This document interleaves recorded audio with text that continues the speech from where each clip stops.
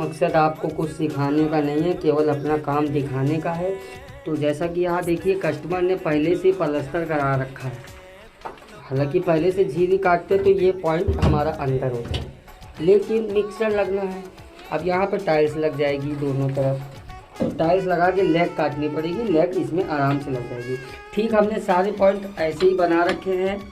बनाने के बाद अब क्या होगा कि हमको इसमें एक्सटेंशन नहीं लगाना पड़ेगा अलग से, इसलिए हम ऐसे कर रहे हैं, नहीं तो हम और भी गहरा इसको करते। अगर आपको ये वीडियो अच्छी लगी हो तो लाइक करें, चैनल को फॉलो करें, सब्सक्राइब करें। ध्यान